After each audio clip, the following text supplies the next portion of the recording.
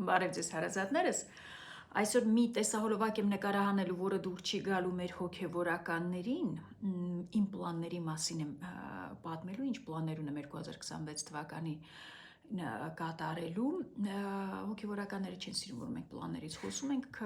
քանի որ կտակարանում գրված է օրվա հոգսը բավ է օրվա համար ու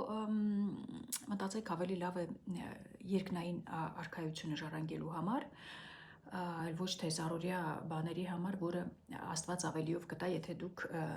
երկնայինի մասին մտածեք։ Փորձելու եմ համատեղել,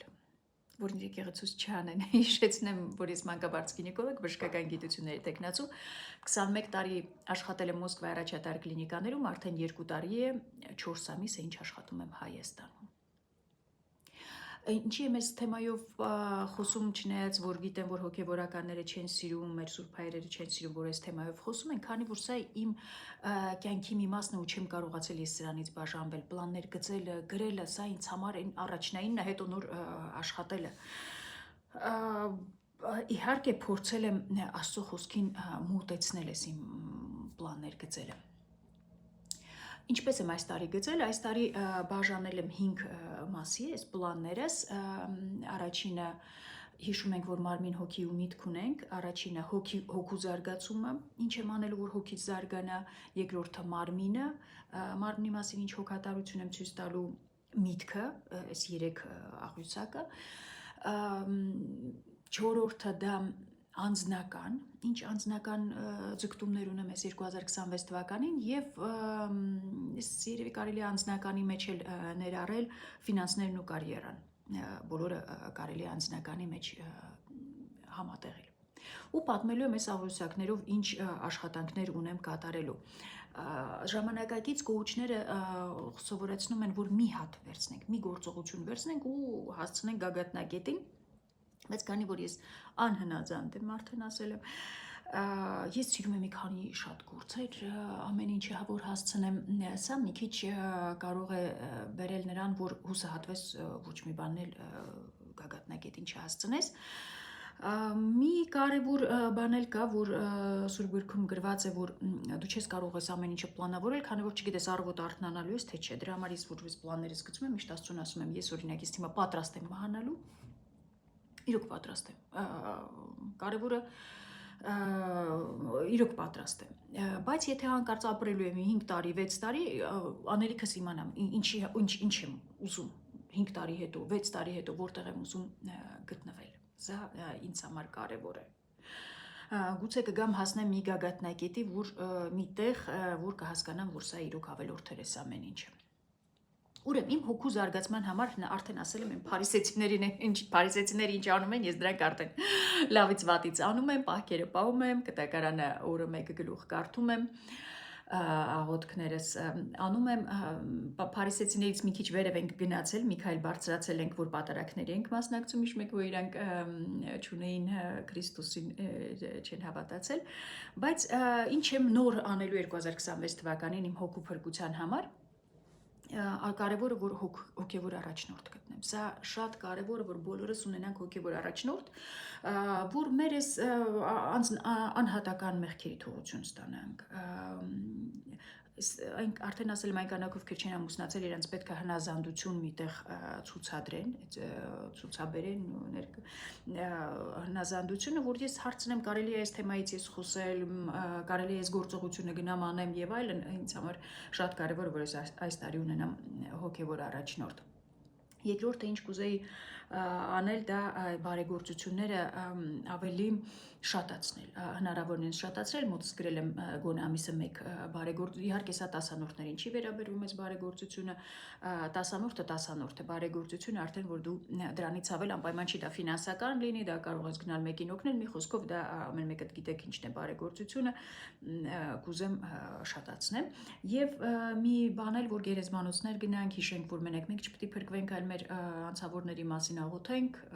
մեռելոցներին մասնակցենք, գերեզմանոց գնանք, արդեն ասել եմ անցած տարի մի անգամ եմ գնացել տատիկիս գերեզմանոցը,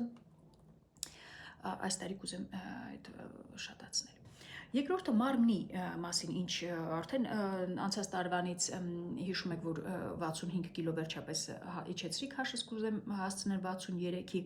առավոտները գնում եմ մի ժամ բուսաբանականում քայլում, այս դեկտեմբերին ահագին ծուլացել եմ,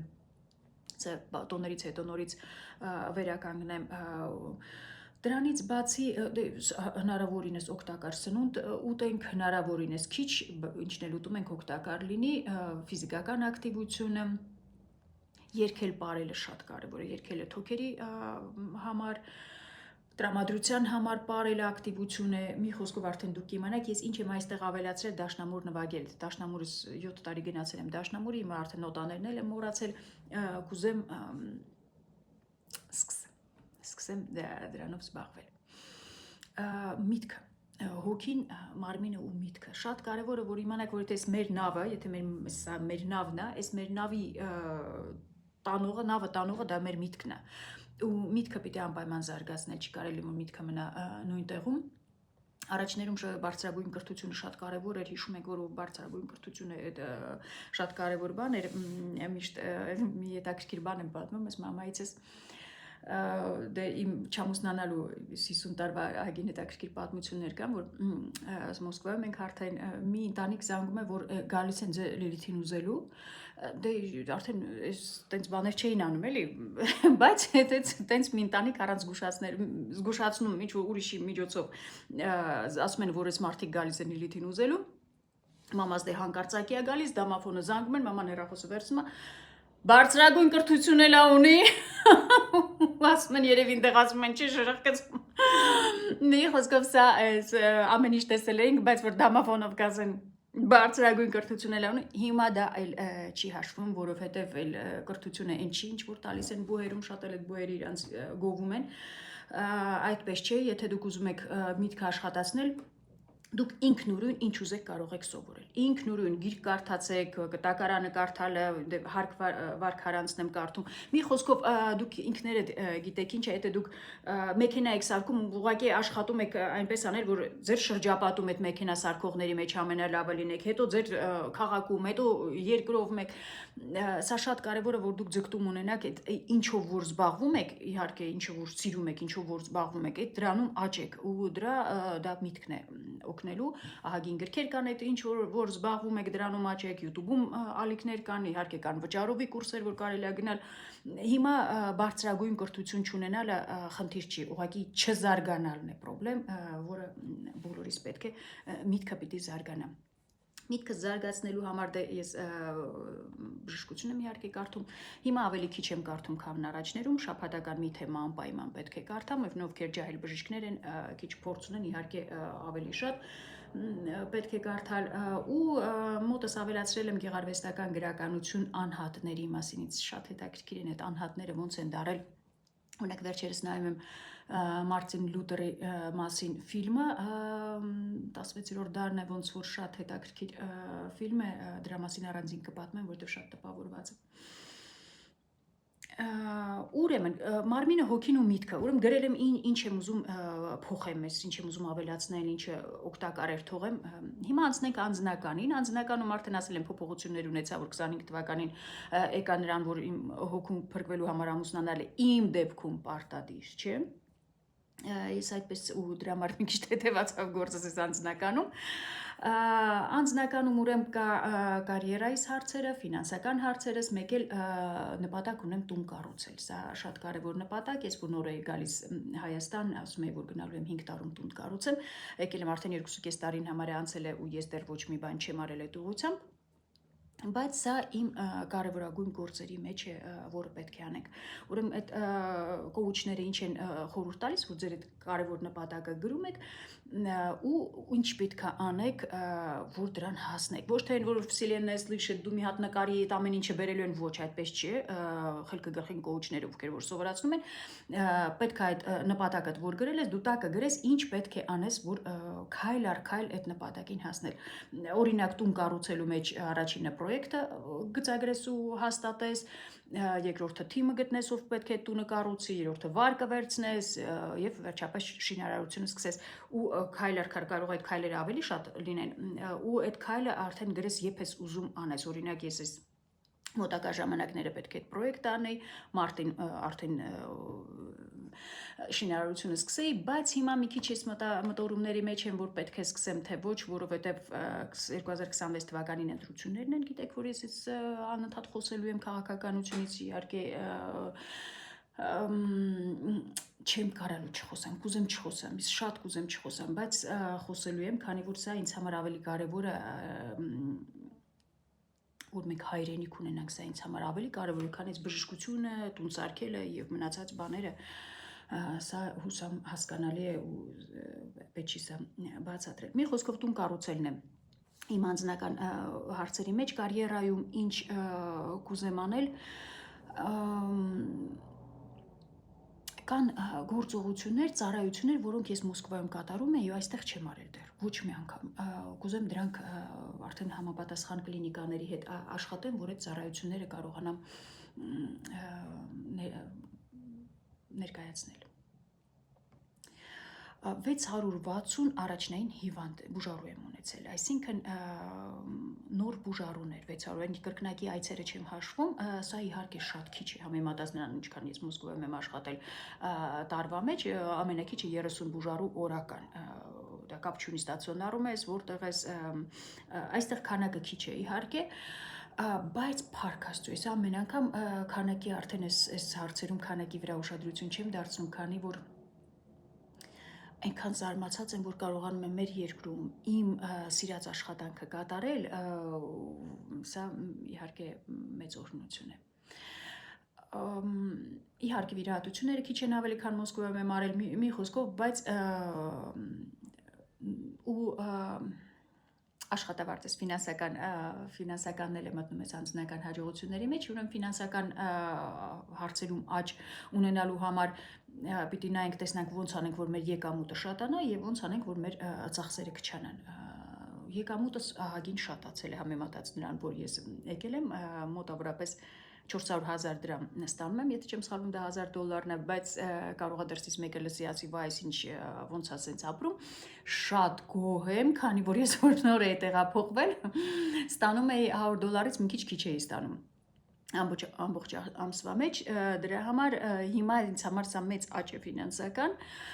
ու էդ էլ ասեմ մեծ մասը այս գումարի ես ստանում եմ դասախոսությունների, դեռ բժշկությամբ կարելի ասել գումար չեմ վաստակում։ Բայց էլի նորից եմ ասում փառք Աստծո, էլի այս սրանից էլ կարելի է հնարավորինս ծախսերը քչացնել, ու չեմ հասկանում ինչի վրա եմ ծախսում, քանի որ շորեր չեմ առնում, ուտելիք միայն հյուրերը որ գալիս են այդ ժամանակ եմ առնում, բայց էլի ահագին ծախսեր են, որ դրանք նույնպես պիտի դրանց վրա աշխատեմ։ Կարիերայի վերաբերյալ